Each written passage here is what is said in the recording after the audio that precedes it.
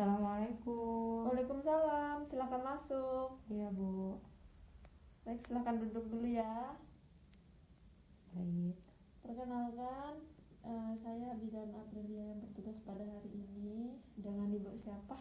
Bu Heni. Dengan Ibu Heni, apakah ada yang bisa saya bantu? Kemarin saya habis melahirkan anak pertama Mbak. Ya. Nah tapi ASI saya kurang lancar. Nah saya datang ke sini ingin menanyakan cara melancarkan ASI gimana ya? Baik, cara melancarkan ASI. Nah, sedikit saya jelaskan. Sebelumnya saya akan menutup pintu dan lampiran untuk menjaga privasi Ibu. Nah, sedikit saya akan menjelaskan di sini prosedurnya ya.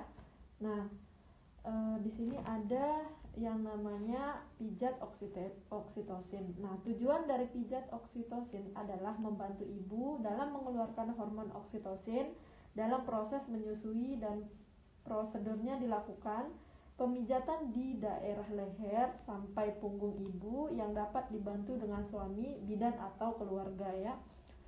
Nah, setelah itu, baik, apakah ibu bersedia? Iya.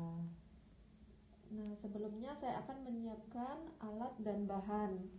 Yang pertama, baby oil atau minyak kelapa, ada handuk.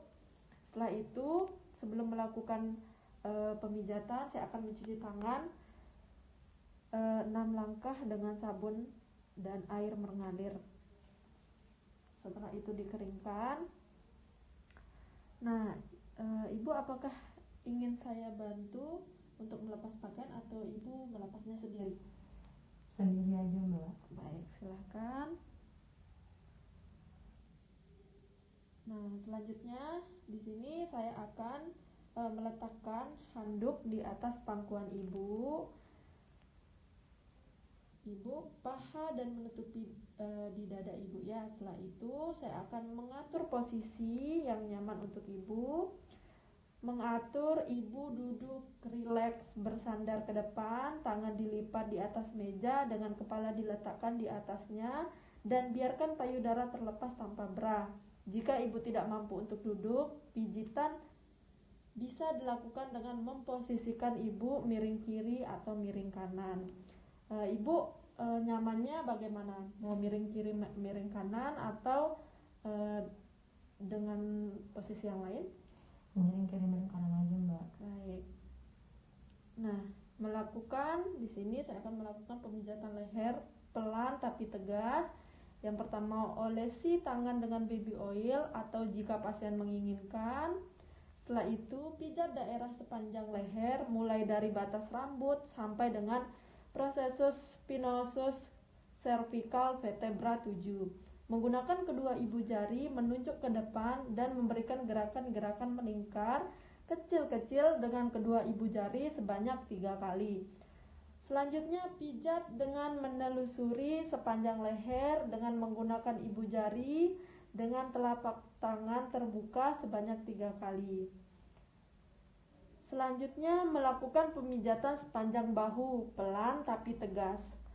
Pijat daerah sepanjang leher, cari processus spinosus cervical vertebra, pijat ke kanan dan ke kiri mengikuti garis bahu, menggunakan kedua jari menunjuk ke depan dan memberikan gerakan-gerakan melingkar kecil-kecil dengan kedua ibu jari. Lakukan sebanyak 3 kali sisi kanan dan sisi kiri. Selanjutnya, pijat dengan menelusuri sepanjang bahu dengan menggunakan ibu jari, telapak tangan terbuka sebanyak 3 kali sisi kanan dan sisi kiri.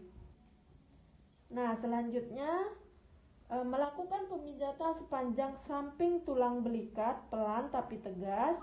Pijat daerah sepanjang leher, cari processus spinosus cervical vertebra, turun sedikit ke bawah kurang lebih 1-2 jari dan dari titik tersebut. Geser lagi ke kanan dan ke kiri masing-masing 1-2 jari.